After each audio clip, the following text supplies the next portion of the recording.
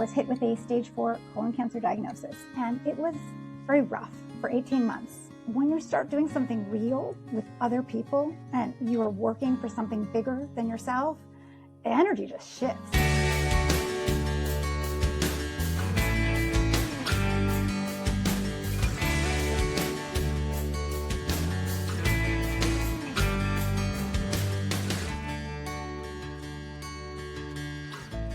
Alrighty, thanks everyone for tuning in to this episode of Find Your Cause. Today, it's a dreary day for me where I'm at, but please, Dvora Inwood, the co-founder of Samaritan Scout, please introduce yourself and share usually what the mission is of the organizations that we're interviewing. Thanks for your time today as well. Sure. I'm Dvora Inwood. Samaritan Scout is a 501c3. We have a mission of creating a better world by inspiring a culture of service and enabling individuals everywhere to contribute positively to their community and beyond. And we do this by harnessing cutting-edge technology, as in an AI-powered search engine, to connect people with something really meaningful and local. Awesome. Here at Greater Than 0%, we share some very similar components of our mission. So I'm really excited to get in this conversation and share with you my learnings and love to hear about your learnings. But before we get too far into it, Dvora, why you? Why is this something that you co-founded? Well, it was actually started with my daughter about 7 years ago. She was a freshman in high school and needed to log volunteer hours. That's a thing for a lot of schools. And she kept coming to me frustrated because finding a real in-person local volunteer opportunity is actually much harder than it should be. Google surfaces big national organizations and the old directory websites, they just are basically empty of anything local and in person. And she said, why isn't there a search engine for this? Why don't you build a search engine? Right? I'm going to build my daughter a search engine. Well, I did not do that at the time. I was working at a tech startup that was using AI to match people to jobs where they would thrive. So her question really resonated with me. We do have tech that matches us to things to buy and things to watch. And now it's doing things like your job. So why not do an activity in the real world that could make a positive difference? And I love that idea, but I did not have time for this fantasy AI-powered search engine. And several years later, I was hit with a stage 4 colon cancer diagnosis. And it was very rough for 18 months. As anyone who has someone close to them has ever gone through cancer, it's treatment, surgeries, hospitalizations, day to day. But then the worst is over and you're facing a long recovery. So I couldn't work full time. I couldn't really do much of anything. But this idea, I thought maybe I could do this. I'd heard about the loneliness epidemic. You've probably all heard that term. People are online too much. Seniors feel isolated. I didn't really understand it until that moment when I couldn't ride a train. I couldn't go to work. I couldn't go to my kids' soccer games. And it's depressing. It's a daily fight not to lose hope. The world starts seeming doomed. It's a negative spiral. But when you start doing something real with other people and you are working for something bigger than yourself, the energy just shifts. You just see the world differently.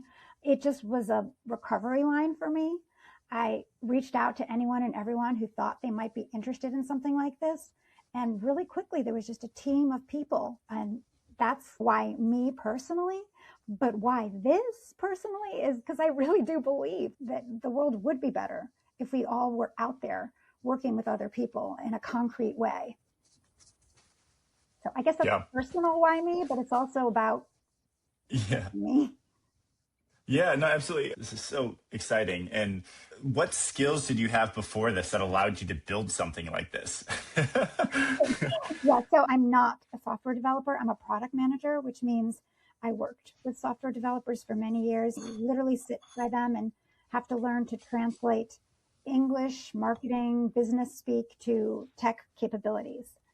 So one of my daughter's close friends was a software developer genius, and it was a really good team. He's a very big community service person. Will Rosenthal has always been a volunteer. And he's also studying cybersecurity and working for NATO now, but he was a student then. And together we were just a very good team. So I guess that's the skills, is being able to work with software developers. Yeah. And talk to me about how, say I am, because I think we have a very similar target audience is somebody that wants to give back but doesn't know where to start. And that's usually what I say. And my hopes are that people search, I want to give back, but where do I start? And that greater than 0% and Find Your Cause comes up and allows them to see the videos of these executive directors and founders of these organizations and then inspire them to want to get engaged. I think yours double clicks onto the hands-on volunteer, in-person, local component of that as well. But say I'm somebody that is the example of your daughter or somebody that has service hours for high school or whatever schooling that they have. What is the expected experience that they are going through using your program and your service? So we currently have two ways of connecting people to having an impact. One is, as you said, the volunteer opportunity. It's like a job description. We find it as our web crawler goes to the websites of the nonprofits and it says something very specific. So a student, anyone of any age, could put in their location and they'll get a list of things in location order. They can filter keywords, skills, causes to get something closer to what they want. That's something that the nonprofit has already decided is a role. The second way to search, though, and this is a little bit more exciting, I think, for many, is to go to the organization browse. So again, you choose a state, you drill down to a region, and you're looking at organizations and their descriptions. And these are all organizations we found that want volunteers. Now, right. You don't need to go specifically to their weekly food pantry if that's not necessarily what you want to do. You reach out to them directly and you speak with them. And this is where I think we do share a mission of like, just go make a call. That's your first step. Let's hear what they need. They probably need things that they have not described in job descriptions because they didn't think it would resonate. You probably have skills you don't know that you even have. And as you guys talk, it's a human to human conversation of this is our mission. These are our pain points. Here's what I could bring to it. I have some ideas. It's a synergy. And then often students, like my daughter in high school, they would create their own little project and they would say, I could give it 2 years. I could give it 3 months, whatever. And it gets defined and it gets done. Wow. So was your daughter able to use this before she graduated beyond needing it? Or was this kind of a post need on her end, at least? For her, yeah, it didn't launch until after she graduated high school. But her younger brother has used it. So what I love is I hear from random people all around the country. I get emails from organizations and I get emails from individuals. So I think it's other people, at least, not just my daughter, are getting something out of it. Why do you think in-person volunteer opportunities is one of the cures of the loneliness epidemic? What do you think about it helps? It's kind of getting a deeper question here. That's really right. I've gone and read all of these studies about the loneliness, about interconnectedness, about health, about happiness, plus the whole sociology background of what makes a civilization civilized, like what makes us kind to each other or not. And really, we need to be, I think, face to face, and not just with the people who already agree with us or follow us online or we follow them, which is nice. It's nice to feel that sense of likeness, but it is about being with people who might not be the ones that you would encounter regularly, but they're good people. They also care, just like you do, about a better future. And until you're in volunteering situation with someone face to face, you might not recognize that. That's something that you can only know theoretically until you know it for real. Yeah. Yeah. I'd love to share or to hear some stories of people that have used Samaritan Scout and if you've been able to collect any feedback from them about their experience. So yes, I have a few. So one woman who for 30 years, she's lived less than 7 miles from a place called Sage Elder Care, which is a services for aging in place. They have a funding stream, which is a furniture repair shop that is entirely run by volunteers. So this is mostly retirees, but also some students. They volunteer, they fix chairs, they do woodwork. People come to get their furniture repaired like they would to any store, but everyone doing the work is volunteering and all the money goes directly to Sage.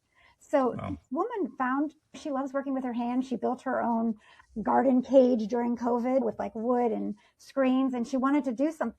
So she didn't even know it existed, right? And she probably drove by it. That's one of my favorite ones. But then there's others who they didn't even know what they wanted to do. So they were browsing and seeing what's near them and didn't even realize, hey, I can be a museum docent because I like the history, this Revolutionary War sites that need docents. they found it through our site. It just wouldn't have occurred to them to even search for that. So those are some of my Wow. undiscovered. Yeah.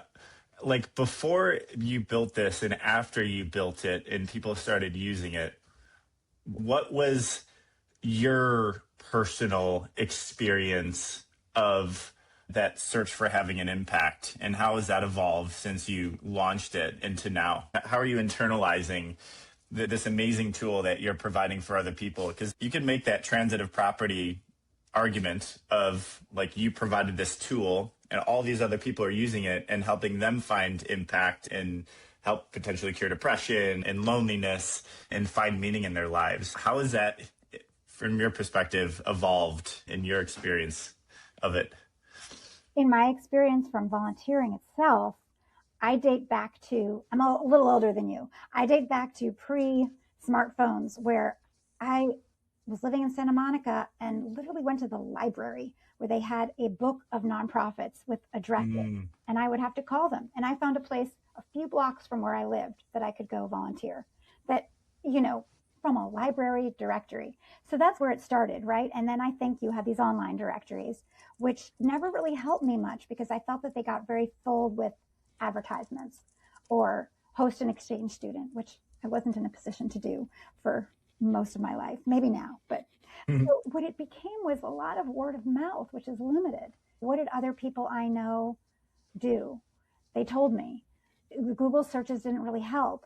And the research shows that most people that volunteer at one organization their entire life, and it's one they can't even remember how they learned about it. What does that tell you? They're not discovering, and much remains undiscovered as a result. So for me, it really wasn't until Samaritan Scout that I saw something called equine therapy. It's like a thing everywhere. I didn't even know about it. Horses, there's a horse. What does a horse do? They used to be a work animal. Now they're a pleasure animal, but more recently they're a therapy animal. So for mm. PTSD, for veterans, for people on a spectrum who have trouble communicating with humans, there's something about connecting with horses. And there's research about this too. This isn't made up. It's every state has at least, I've noticed 5 of these. And I went to one in New Jersey near me. So that I discovered through Samaritan Scout. Wow. Wow. And then your search for meaning in your experience and evolution of impact, how has that been for you? Have you been able to see this, all these people make these connections? And obviously it's got to feel good that you're doing this for other people. I don't get paid to do this. I do this all the time now. I have a roster of volunteers and student interns, and I'm up late at night, obsessive, like looking at the code sometimes if I can try to figure it out, Yeah. or looking at nonprofit websites to figure out why we're having a hard time reading them, Mm, contacting. It's a labor of love. It's just yeah. because it puts me in contact with a lot of really good energy, good people. Yeah. Yeah. Yeah. And then do you have a way yet of starting to aggregate the connections made? I don't know if that's like SEO or like analytics, Google Analytics. Like, how are you Well, starting to or trying to measure like all of the connections or people that have actually signed up for volunteer opportunities?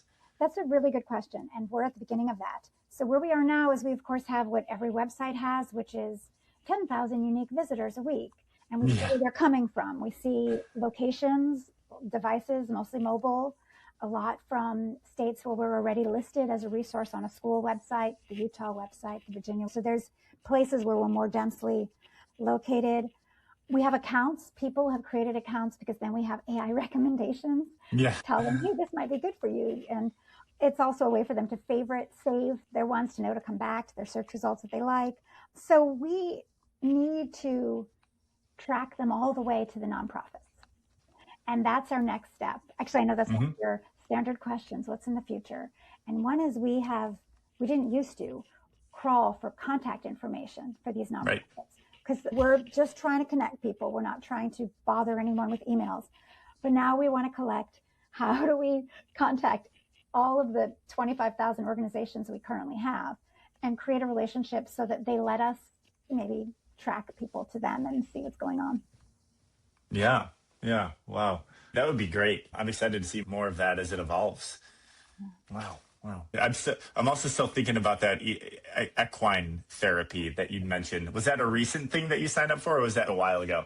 I discovered it maybe in the past year, and I've done it Wow. a few months. So yes, it's just you don't know these things even exist, right? And it's really fun because you're going to a stable, you're brushing a horse, so it's not difficult. Yeah, yeah. Speaking of not difficult, I feel like in our evolution as a nonprofit organization, like one of the things that I was always trying to do is eliminate any barriers of people taking the next step, in whether it's donating or whether it's watching a video or signing up for a volunteer opportunity. Are there currently, maybe when you started, like were there uh, parts, especially from project manager's perspective, parts in a potential volunteer's journey that you're like, we really need to simplify this or make it an easy button? And are there current components of that volunteer sign up journey that you're also trying to simplify? Yeah, so you're hitting on all of our high priority next steps. The initial goal was to be like the LinkedIn, Facebook, whatever of volunteering, where people create an account and they can seamlessly get their information to any of the nonprofits they want. The nonprofit gets Yep. that information and can contact them. Every organization has their own system. They sometimes even say things like print out this PDF and email it, which is a huge blocker. Who's doing that? Yeah. Right. Some Yeah. have online forms, but then you have to wait to hear back. So we spoke with several organizations, the Salvation Army in New Jersey, for example. They were saying, what if you just had those tools for us, where you collect the information, where you Mm-hmm. connect to that third party background check? And so that's called volunteer management software. Mm-hmm. We have applied for several grants because it is a bit of a build, but we Yeah. have it defined, and it would be wonderful because then people have just one place with their information is, click of a button and it goes.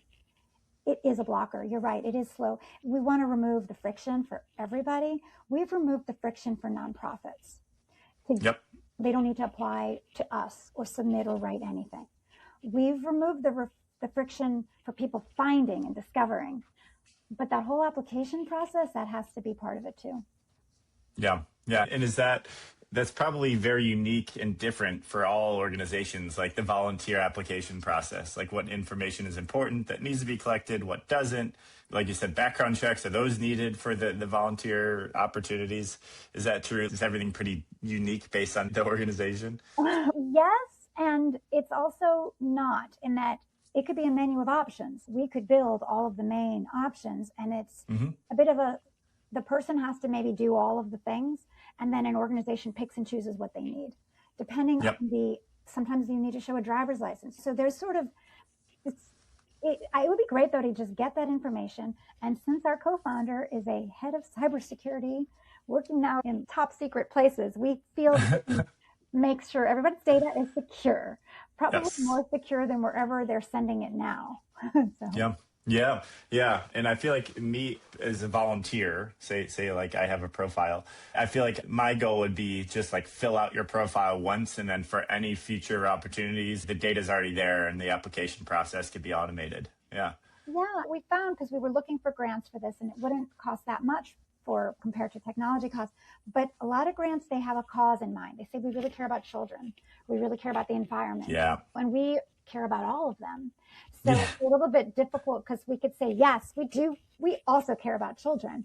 So therefore, we should be getting your grant money. But I don't think there might be a disconnect in funders understanding that there could be a Yeah. rising tide that lifts all boats. And how have y'all talked about crafting that grant response then, knowing that your impact is inclusive of all organizations, so they have all very different missions? Are you trying to focus on maybe one, like for example the Salvation Army, and using that as like a driver since there's interest there? Or are you trying to think about a different way to tell that story to also include all types of causes? I could probably use some advice on this. We have people thinking about it and trying different tactics. We're not sure. But when you apply for a grant, there's also grant software, which you might be aware of. They often require you to check off a box of which causes you align to. So we see that we align to 10 causes that we've listed, but we can only choose 3. So it becomes we click off the 3 and then we explain in the body of the grant how our impact could be for Yeah. more. And how many organizations are you guys crawling right now? You said 25,000 or so? Right. Yeah.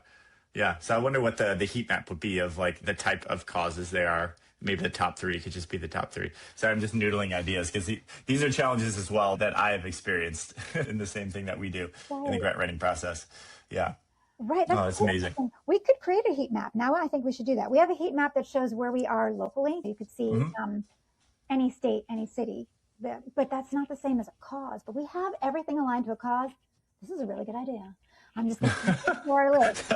Yeah. I mean, is you as well? Yes. Yes.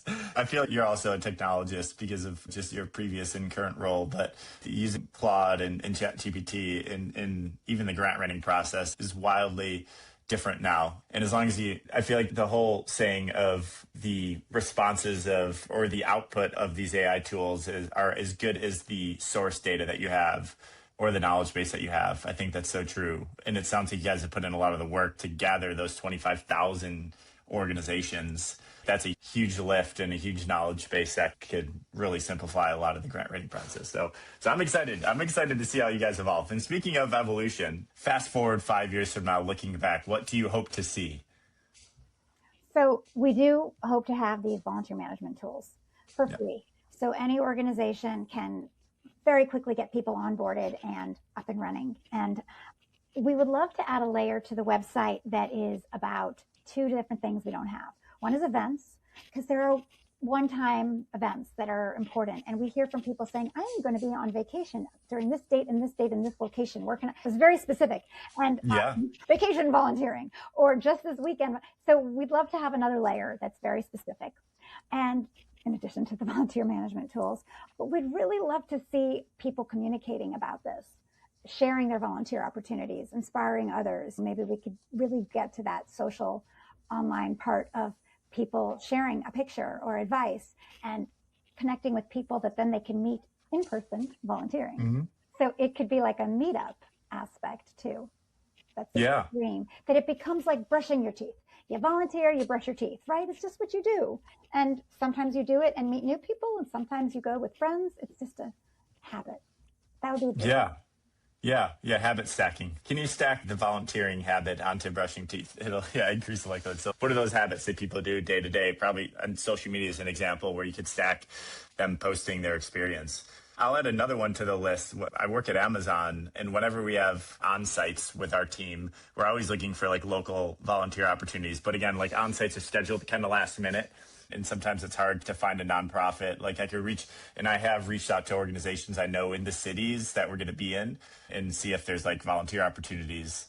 But also like organizations, as you probably know, would gladly schedule a volunteer event for people knowing that they're going to be on site in an area, because a lot of organizations are always looking for volunteers, even if it's one-off, whether it's putting together back to school kits or putting together clothing kits. Yeah, there's just so many organizations that are able to be flexible with those.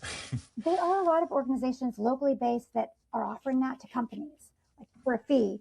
And we'd love to partner with them. We'd love them to be able to make use of our database. We'd love to support them, get the word. We don't need to be everything. We're not going to be Google. We're not going to be Amazon. But we think through partnerships, we can actually have a really big impact. Yeah. Yeah. And I think being smaller and nimble allows you to be able to still have a huge impact and respond quickly to whatever the needs are and demands are. Yeah. Amazing. Amazing. People that are listening and want to get engaged, what type of engagement do you typically look for? So there's this simple one, which is please just come to Samaritan Scout and find something, connect with an organization. And second, help spread the word, because we're willing to be a back-end integration and surface our search results anywhere. We don't need people coming to our site. We're happy to, if people are already on a news publication site, if they're already on a local, regional, popular platform, why not put the search button there and surface the results there to people? So we're looking for people that might want to help make those connections for us so that we can do that. The goal is really just getting the word out, I think. Yeah. Wow. Awesome. Oh, go ahead. Sorry. So I realize that's a big ask, saying, please make connections for us. No. Let us know of places where we think people are that want to volunteer so we can be there too. Yeah. And what about the organizations that want to be a part of that 25,000 plus on your search engine? What's their process like? So we pull lists from the IRS, which is how we get fully certified 501c3s. Those lists are incomplete. They don't always have the websites.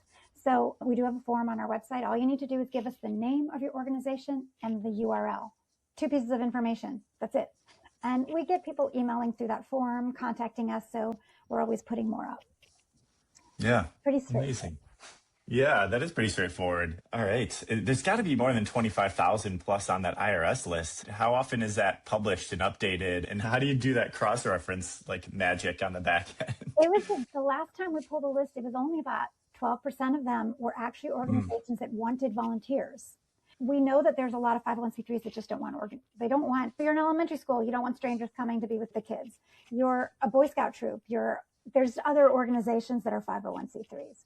So when you hear there's a lot of nonprofits, it doesn't mean there's a lot that want you to come in and help them. That's just the label, Yeah. right? Yeah. Yeah, a lot don't have their websites. Or what's interesting is when they formed, they had a website and then they've changed it and they didn't update their URL. So we need to find another way and ask out there. We're reaching out to state level organizations that have all the 501c3s. Those are directories, but if they're willing to share the data, we can bring all of them in as well. Yeah. This is amazing, Dvora. I'm really inspired and excited about what y'all are doing and the future plans that you all have. Is there anything that we missed or anything you want to leave us with before we wrap up? Sure. We really appreciate what you guys are doing. And so there's one thing perhaps is that you don't need a fully formed plan to start. Just reach out is what we want to say. Just reach out to anyone and everyone. You'll find possible partners. You'll build the village together. And so, right, it's about greater than 0%. Doesn't that just mean you have to add something? That's the first step. Just move forward with one step. That's what drove us. That's what continues to drive everybody. And so that's my shameless plug, I think. Yes, Dvora, thank you so much for your time. Really excited. And for people listening, we'll also add all the links in the show notes here. And feel free to reach out to Dvora if you have any other follow-up questions. But thank you, Dvora, for your time. And we're going to be cheering for you guys on the sidelines here and definitely making some connections because I think we have a lot of overlap and excited about what y'all are doing. Thank you. And we really actually welcome, I think, your ideas, everybody's ideas, but I've already taken note of some of yours. So thank you. Thank you so much. Thank you. Appreciate your time. Bye.